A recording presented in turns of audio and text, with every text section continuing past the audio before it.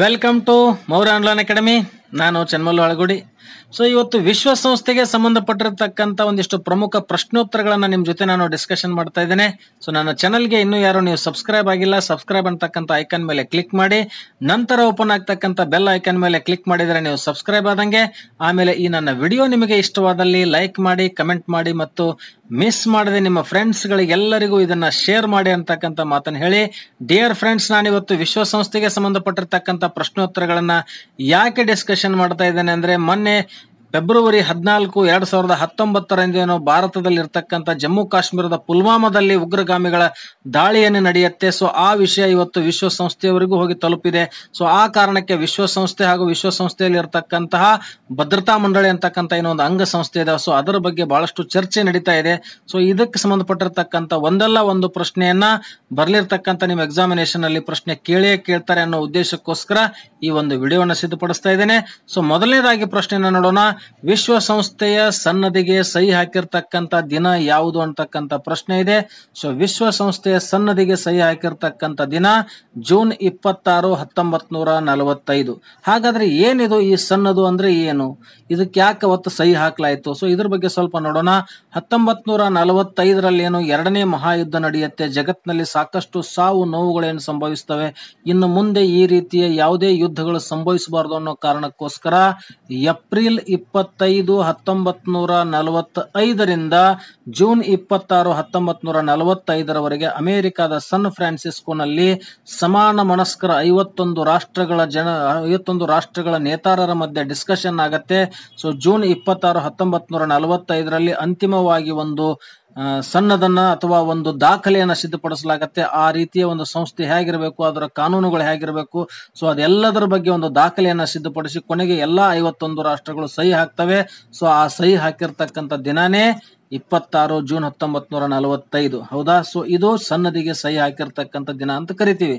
So ಹಾಗಾದ್ರೆ ಈ ಸನ್ನದು ಯಾವಾಗ ಜಾರಿಗೆ ಬರುತ್ತೆ ಅಂದ್ರೆ ಅಕ್ಟೋಬರ್ 24, 1945 ಜಾರಿಗೆ ಬರುತ್ತೆ. ಸೊ ಅದೇ ದಿನವನ್ನ ನಾವು ವಿಶ್ವಸಂಸ್ಥೆಯ ಸಂಸ್ಥಾಪನಾ ದಿನ ಅಂತ ಕೂಡ ಕರಿತೀವಿ. ಹೌದಾ?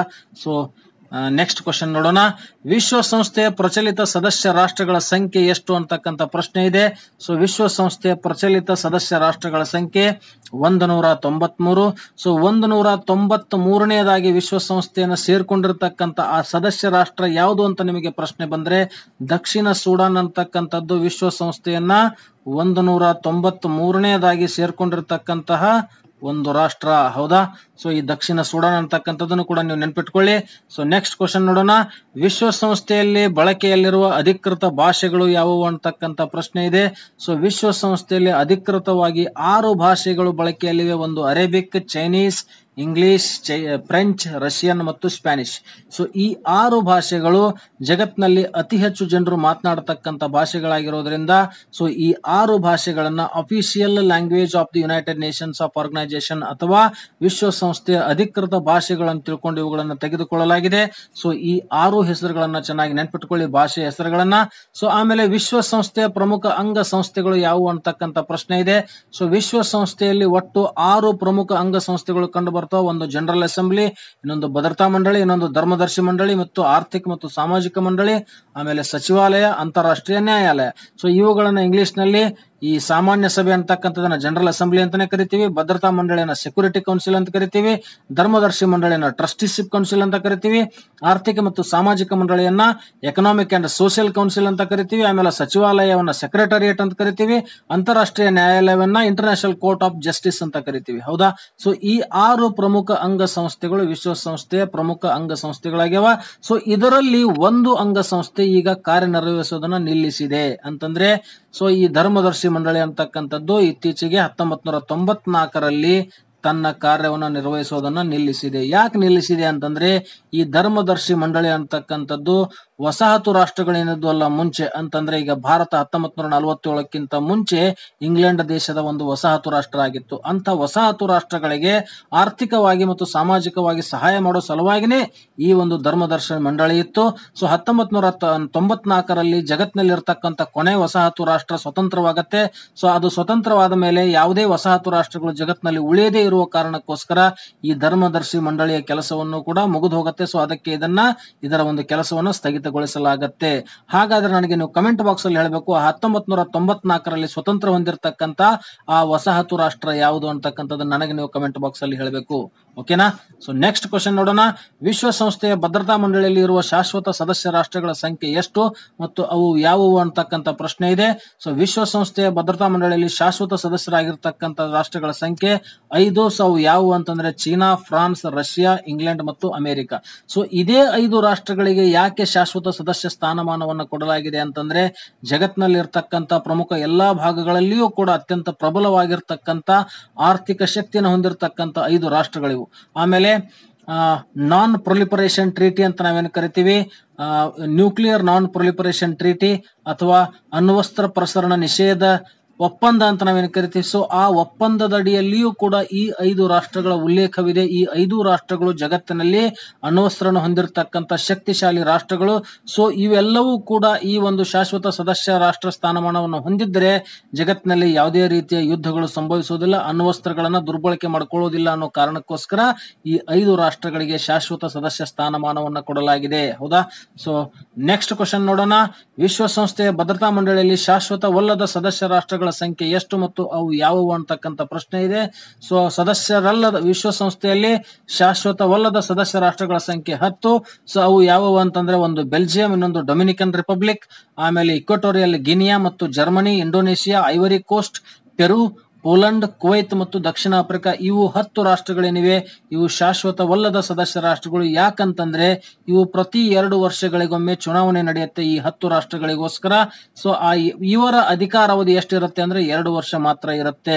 ಸೊ ಚುನಾವಣೆ ಪ್ರತಿ 2 ವರ್ಷ ಅಲ್ಲ, ಪ್ರತಿ 1 ವರ್ಷಕ್ಕೊಮ್ಮೆ ಚುನಾವಣೆ ನಡೆಯುತ್ತೆ. 5 ರಾಷ್ಟ್ರಗಳಿಗೆ ಚುನಾವಣೆಯನ್ನು ನಡೆಸಿ 5 ರಾಷ್ಟ್ರಗಳನ್ನು ಇಲ್ಲಿ ಸೇರ್ಪಡೆಗೊಳಿಸಲಾಗುತ್ತೆ. ಮಾರನೇ ವರ್ಷ ಮತ್ತೆ 5 ರಾಷ್ಟ್ರಗಳಿಗೆ ಚುನಾವಣೆ ನಡೆಯುತ್ತೆ ಮತ್ತು ಹೊಸ 5 ರಾಷ್ಟ್ರಗಳನ್ನ ಸೇರ್ಪಡೆಗೊಳಿಸಲಾಗುತ್ತೆ. ಸೊ ಇವುಗಳ ಅಧಿಕಾರಾವಧಿ ಎಷ್ಟು ಇರುತ್ತೆ ಅಂದ್ರೆ 2 ವರ್ಷ ಇರುತ್ತೆ. ಹೌದಾ? ಸೊ ಇವುಗಳನ್ನು ಕೂಡ ಚೆನ್ನಾಗಿ ನೆನ್ಪಿಟ್ಕೊಳ್ಳಿ. ಸೊ ನೆಕ್ಸ್ಟ್ ಕ್ವಶನ್ ನೋಡೋಣ. ವಿಶ್ವಸಂಸ್ಥೆಯ ಪ್ರಚಲಿತ ಪ್ರಧಾನ ಕಾರ್ಯದರ್ಶಿ ಯಾರು ಅಂತಕ್ಕಂಥ ಪ್ರಶ್ನೆ ಇದೆ. ಸೊ ಪ್ರಚಲಿತ ಪ್ರಧಾನ ಕಾರ್ಯದರ್ಶಿ ವಿಶ್ವಸಂಸ್ಥೆದ ಯಾರಾಗಿದ್ದಾರೆ ಅಂತಂದ್ರೆ ಆಂಟೋನಿಯೋ ಗುಟೆರಸ್ ಅಂತಕ್ಕಂಥವರು ವಿಶ್ವಸಂಸ್ಥೆಯ ಪ್ರಧಾನ ಕಾರ್ಯದರ್ಶಿ. ಆಮೇಲೆ ಇವರು ಯಾವ ದೇಶದವರು ಅಂತಂದ್ರೆ ಪೋರ್ಚುಗಲ್ ದೇಶದವರು. ಇವರು ಈ ಮುಂಚೆ ಪೋರ್ಚುಗಲ್ ದೇಶದ ಪ್ರಧಾನಮಂತ್ರಿಯೂ ಕೂಡ ಆಗಿದ್ರು ಅಂತಕ್ಕಂಥದ್ದನ್ನ ಚೆನ್ನಾಗಿ ನೆನ್ಪಿಟ್ಕೊಳ್ಳಿ. ಸೊ ನೆಕ್ಸ್ಟ್ ವಿಶ್ವಸಂಸ್ಥೆಯ ಪ್ರಧಾನ ಕಾರ್ಯದರ್ಶಿ ಅವರನ್ನು ನೇಮಕ ಮಾಡುವವರು ಯಾರು ಅಂತಕ್ಕಂಥ ಪ್ರಶ್ನೆ ಇದೆ. ಸೊ ನೀವೆಲ್ಲ ಅನ್ಕೊಂಡಿರ್ಬೋದು ವಿಶ್ವಸಂಸ್ಥೆಯ ಪ್ರಧಾನ ಕಾರ್ಯದರ್ಶಿಯನ್ನ ಈ ಜನರಲ್ ಅಸೆಂಬ್ಲಿ ಅಥವಾ ಸಾಮಾನ್ಯ ಸಭೆ ಮಾತ್ರ ನೇಮಕ ಮಾಡುತ್ತೆ ಅಂತ. ಅದು ತಪ್ಪು. ಸೊ ಭದ್ರತಾ ಮಂಡಳಿಯ ಶಿಫಾರಸಿನ ಮೇರೆಗೆ on the recommendation of the security council ಈ ಒಂದು ಸಾಮಾನ್ಯ ಸಭೆ ಇವರನ್ನ ನೇಮಕ ಮಾಡುತ್ತೆ. ವಿಶ್ವಸಂಸ್ಥೆಯ ಭದ್ರತಾ ಮಂಡಳಿಯ ಶಿಫಾರಸಿನ ಮೇರೆಗೆ ವಿಶ್ವಸಂಸ್ಥೆಯ ಸಾಮಾನ್ಯ ಸಭೆ ಈ ಒಂದು ಪ್ರಧಾನ ಕಾರ್ಯದರ್ಶಿ ಅವರನ್ನ ನೇಮಕ ಮಾಡುತ್ತೆ ಅಂತಕ್ಕಂಥದ್ದನ್ನು ಕೂಡ ಚೆನ್ನಾಗಿ ನೆನ್ಪಿಟ್ಕೊಳ್ಳಿ. ಸೊ ಆಮೇಲೆ ವಿಶ್ವಸಂಸ್ಥೆಯ ಭದ್ರತಾ ಮಂಡಳಿಯಲ್ಲಿ ಅಜರ್ ಮಸೂದ್ನನ್ನು ಜಾಗತಿಕ ಉಗ್ರಗಾಮಿ ಎಂದು ಘೋಷಿಸುವ ಪ್ರಸ್ತಾವಕ್ಕೆ ವಿರೋಧ ವ್ಯಕ್ತಪಡಿಸಿದ ರಾಷ್ಟ್ರ ಯಾವುದು ಅಂತಕ್ಕಂಥ ಪ್ರಶ್ನೆ. ಸೊ ಇದು ಕರೆಂಟ್ ಅಫೇರ್ಸ್ ಬೇಸ್ಡ್ ಆಗಿರ್ತಕ್ಕಂಥ ಕ್ವಶನ್. ಸೊ ಇತ್ತೀಚೆಗೆ ಫೆಬ್ರವರಿ 14, 2019 ಏನೋ ಪುಲ್ವಾಮಾ ದಾಳಿ ನಡೆಯುತ್ತೆ. ಸೊ ಪುಲ್ವಾಮಾ ಘಟನೆ ನಡೆಯುತ್ತೆ.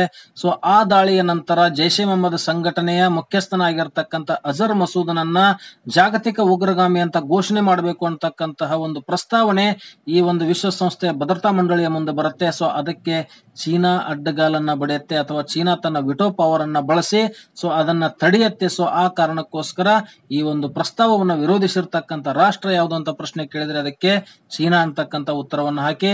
ಸೊ ನೆಕ್ಸ್ಟ್ ಕೊನೆಯದಾಗಿರ್ತಕ್ಕಂಥ ಒಂದು ಪ್ರಶ್ನೆ, ಅಜರ್ ಮಸೂದನನ್ನು ಜಾಗತಿಕ ಉಗ್ರಗಾಮಿ ಎಂದು ಘೋಷಿಸಬೇಕೆಂದು ವಿಶ್ವಸಂಸ್ಥೆಯ ಭದ್ರತಾ ಮಂಡಳಿಯಲ್ಲಿ ಪ್ರಸ್ತಾವನೆ ಸಲ್ಲಿಸಿದ ರಾಷ್ಟ್ರಗಳು ಯಾವುವು ಅಂತಕ್ಕಂಥ ಪ್ರಶ್ನೆ ಬಂದ್ರೆ ಸೊ ಇದೇ ಪುಲ್ವಾಮಾ ಘಟನೆಯ ನಂತರ ಫ್ರಾನ್ಸ್, USA ಮತ್ತು UK ಈ 3 ರಾಷ್ಟ್ರಗಳು ಏನ್ ಮಾಡ್ತವೆ ಅಂತಂದ್ರೆ ಅಜರ್ ಮಸೂದನನ್ನ ಜಾಗತಿಕ ಉಗ್ರಗಾಮಿ ಅಂತ ಘೋಷಿಸಬೇಕು ಅಂತಕ್ಕಂಥ ಒಂದು ಪ್ರಸ್ತಾವನೆಯನ್ನ ಈ ಒಂದು ಭದ್ರತಾ ಮಂಡಳಿಯಲ್ಲಿ ಕೊಡ್ತವೆ.